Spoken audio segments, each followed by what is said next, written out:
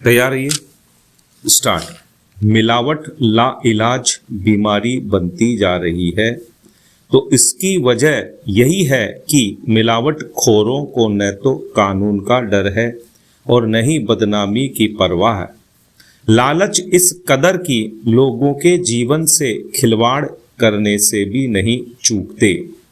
भारतीय खाद्य सुरक्षा एवं मानक प्राधिकरण FSSAI की यह ताज़ा रिपोर्ट चौंकाने वाली है, जिसमें कहा गया है कि देश में दूध का हर तीसरा नमूना मानकों पर खरा नहीं उतरता।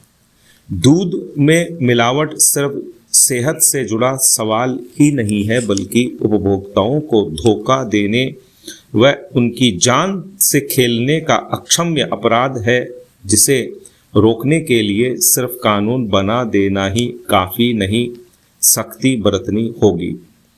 एक दौर था जब हमारे देश के लिए कहा जाता था कि यहाँ दूध घी की नदियाँ बहती हैं, लेकिन अब दूध में पानी ही नहीं बल्कि यूरिया, डिटर्जेंट और दूसरे खतरनाक रसायन डाले जा रहे हैं। चिंता की बात यह भी है कि दूध में मिलावट का यह दुष्चक्र लोगों को सेहतमंद बनाने के बजाय कई गंभीर रोगों से घेर रहा है। कृषि और पशुपालन में आगे समझे जाने वाले हरियाणा, उत्तर प्रदेश और पंजाब सरीखे प्रदेशों में दूध के नमूने फेल होने की दर दूसरे राज्यों के मुकाबले ज़्यादा है। मिलावटखोरों पर प्रभावी अंकुश न होना उनके लालच को और बढ़ा रहा है।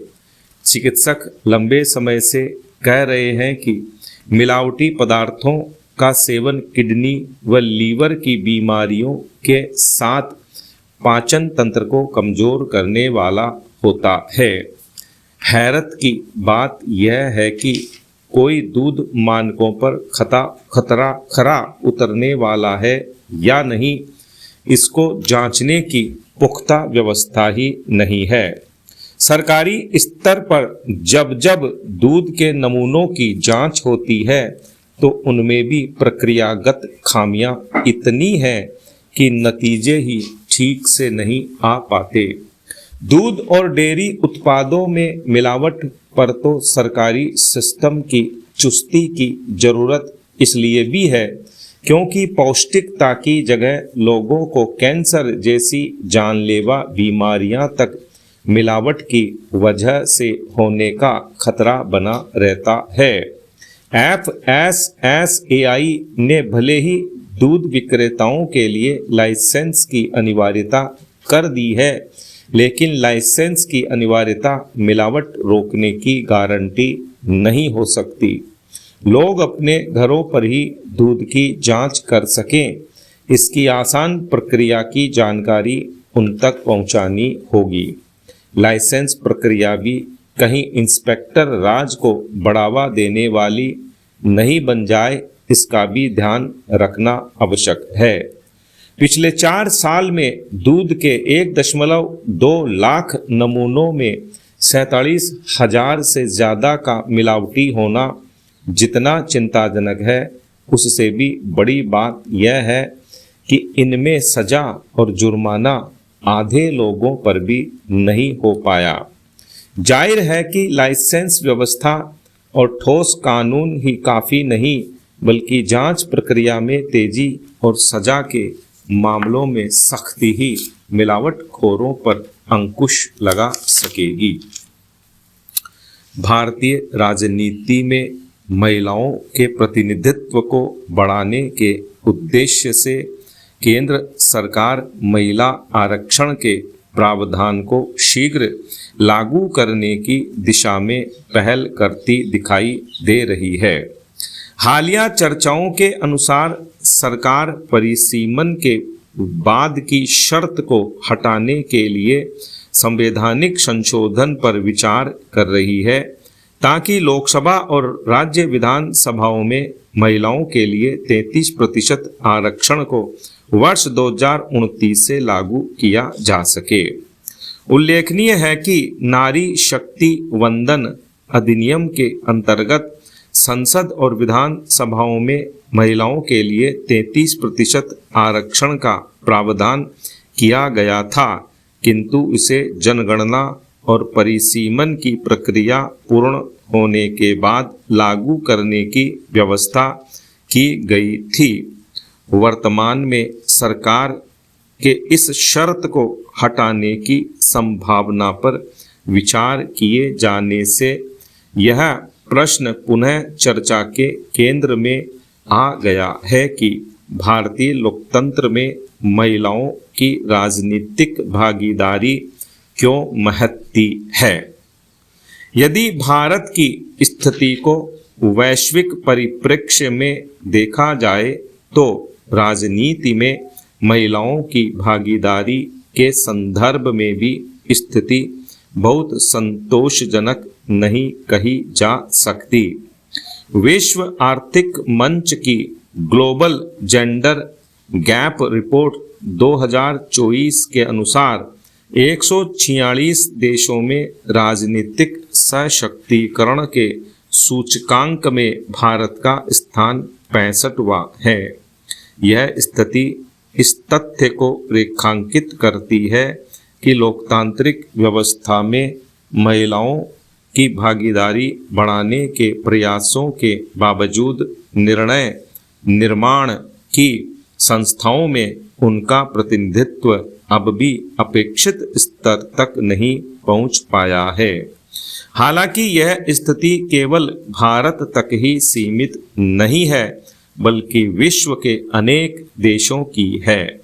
राजनीति में महिलाओं की सीमित उपस्थिति केवल अवसरों की कमी का परिणाम नहीं है, बल्कि इसके पीछे गहराई से निहित सामाजिक और संरचनात्मक कारण भी कार्य करते हैं।